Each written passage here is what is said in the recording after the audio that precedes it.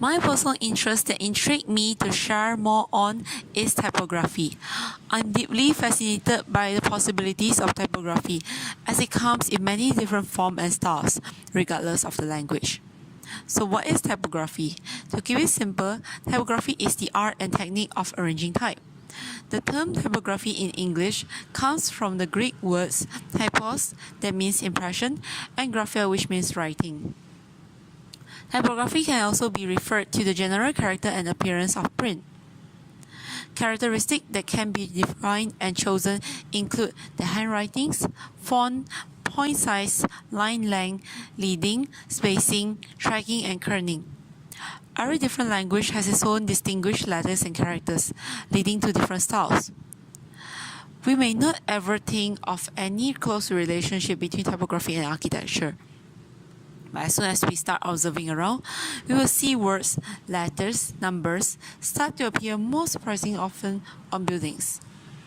It struck me how relatable typography is to architecture, where the first look is always given the very first impression to the users. Other similarities between architecture and typography are the grid-like formation, similarities between structural elements, and even the impact of both of these design principles have on our society.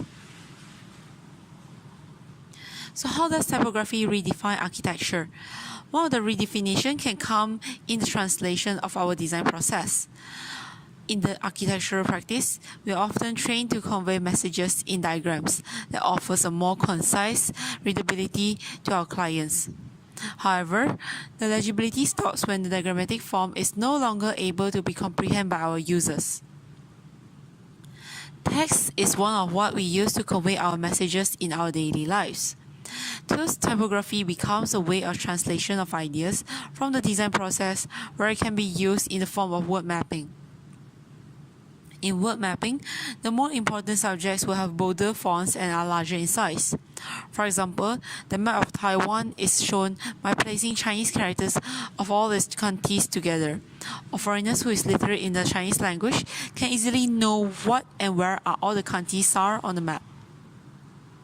Typography shows the conveyance of message in a direct and straightforward way, and it is a way to communicate with the public or people out of the architectural industry. Different colors can also be used to differentiate the large amount of text. This word mapping of a Buddhist temple has the main focus highlighted in bolder, larger font for emphasis, allowing a literal understanding of a Buddhist temple.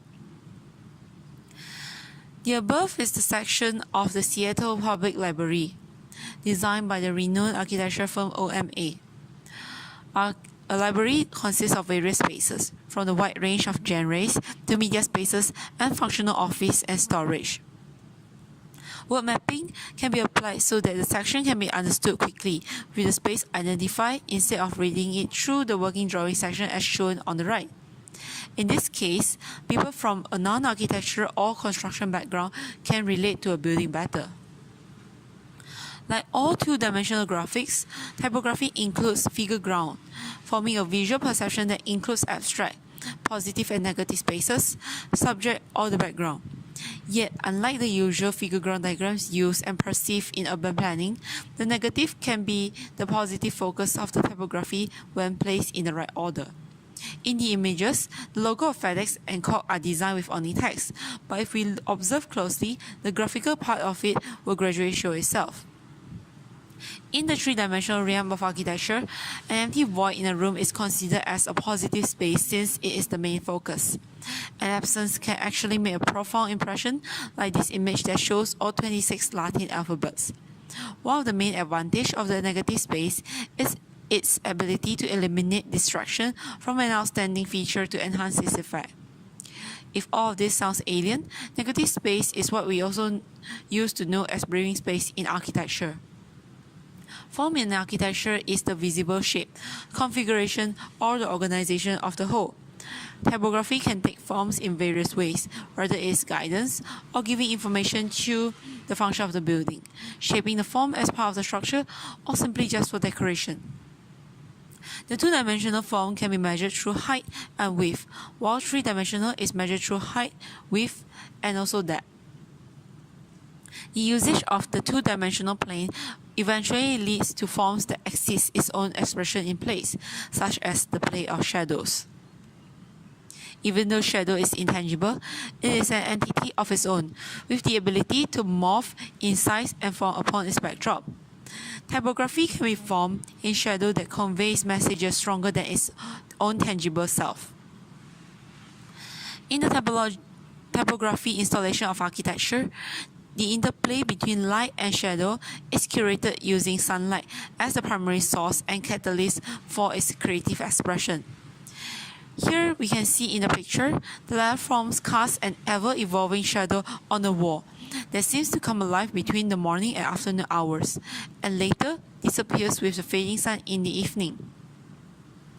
Here, shadow is a color, which is a darker tone formed by the light from the surface where it is projected on. The negative that surrounds the form of an alphabet or a character itself shows a different spatial quality with its unique form, or vice versa. This is because typography in two-dimensional can be brought into the three-dimensional space other than shadow itself. Hence, typography can be an expression for a building or be a part of it.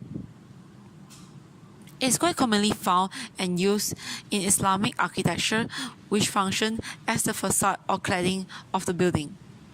Many internal and external facades of the Arabic region buildings always use Arabic calligraphy as the main feature of decoration, reflecting the power of letters from the Quran. Calligraphy also helps in minimizing the impact on the massive scale of the buildings by breaking down the facade into different patterns of smaller size. Bringing similar ideas from Islamic architecture, typography can easily redefine architecture upon how it looks. This school was designed with graphical representation of symbols, alphabet, and numbers as inspiration for the facade. Thus, familiar shapes and symbols were used to create a bespoke stencil screen around this existing unremarkable building mass, relating to the young children in school. The facade not only provides shade to classrooms, but also gives the school a dramatic expression and unmistakable identity. Apart from being just a cladding, typography can be integrated into part of the building tectonics. In Masjid al-Ishraq, walls are made out of stacked stones with embedded Islamic text and calligraphy as the graphical element and prayer reminder and in its tectonics. The use of text also functions as part of the natural ventilation and natural lighting system, strengthening the function of the voids. With this void, the mosque is always ventilated, reducing energy consumption in the building. The smart play of type here also helps in bringing out the typology of the building, suggesting it as a mosque even though it does not acquire the usual elements at the exterior of a mosque, which is the domes and intricate Islamic patterns. Here in this building, we can see the negative parts of the wall has become the positive element, since Islamic text enhance the entire building as a mosque and becomes its focus. Hence, the integration of words into a form not only tells people what a particular building has, it also transfers the original idea into a three-dimensional one. The interaction between two-dimensional plane and the three-dimensional space will eventually spark new ideas, changing perspective towards how we see space. Spaces that interact with each other can curate different imagination for the form externally and also internally. Upon turning a two-dimensional figure to a three-dimensional one, methods such as addition and subtraction can be employed. The possibilities are infinite. Connecting the elements like edge to edge and face to face gives different impression and outlook of a form. Volumes of a space can also be overlapped, interlocked, and interlaced to create desired shapes and forms. Experiment from different types allow us to explore various outlooks of the model, especially from viewing at different perspectives.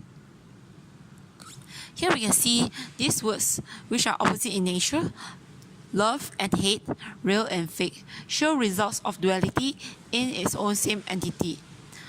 The idea of dualism in a form can be implied in architecture as well as to create more interesting building concept in a building mass.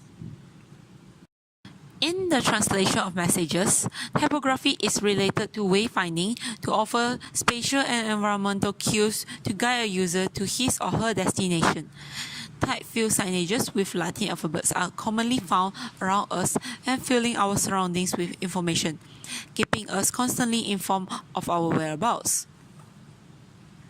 Most of the time, wayfinding is related to signage and scale, together with contrasting colors, typography, and graphic.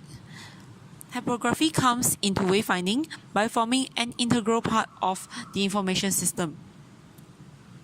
Clear and precise information should be given to the users to ease the usage of the building. A redefinition of wayfinding is the integration of signage as a part of the spatial design. This is because wayfinding can also be expressed in the three-dimensional form. Here we can start by breaking the impression of letters, which should only be on two-dimensional billboard surfaces. People can interact with signages as well as creating activities around it, such as this image that shows the architect cleverly used dark pipes as a symbol of the building. Since all the elements of signage should aim to have a literal and straightforward meaning, a three-dimensional signage can be expressed in the form where people can recognize its function and the ideas to be conveyed almost immediately. The ensuring of high degree of recognizability and ease of use should be the aim of this wayfinding element that shape our city. Besides being an interactive signage that appears in the three-dimensional form, wayfinding should also be reimagined as a space. In the three-dimensional space that we are familiar with in architecture, signage can emerge as a space. It can be the modification or inspiration from typography that gives architecture a deeper meaning with hidden messages, such that the signage can also be a placemaking of the form. Typography that is presented as a signage and space can be a type of cultural expression. We have already known Islamic architecture that brings typography into its cultural expression in mosques and all of its buildings. But what about the other cultures? From what we can see in Shanghai Expo 2010, the Korean Pavilion is an amalgamation of sign and space, where signs become spaces and simultaneously spaces become signs. Hangul, the Korean alphabet, is the prime element of signs within the pavilion, and the overall volume is covered with these converging letters. The exterior surfaces of the Korean pavilion are cladded in two types of pixels, the Hangul pixels and also hard pixels. The Hangul pixels are white panels with a relief of letters in 4 different sizes, whose combination forms the majority of the exterior, mainly on the peripheral surfaces. The primary geometries that compose the Hangul letters are universal to other cultures, thus acting as a sort of open set of signs that is engaging to everyone. The involvement of letters starts with the basic of the Korean letters, with the changing of size, flipped and rotated its angle, rearranged by using many different orders like centralized, radial, clustered, grid, or linear form. The pavilion expresses its space as sign by allowing integration of map that converge Seoul, its capital city, mountains, and water of Korea, and serve as a sign for people to get to know Korea while visiting the pavilion. Although small in detail, typography also has the ability to shape the image of a city. Distinctive font types that are often used allow the perception of a city before anything else. For instance, the clean-looking Helvetica can be seen in all subway stations in New York and gives New York a clear modern look. While in Dubai, where a modern calligraphy-inspired type family named Burj Khalifa Shilia is used to be legible and harmonious when placed beside Latin letterings. It gives an international impression without overshadowing its original culture. All in all, when type is designed well, it has the ability to transcend the language itself.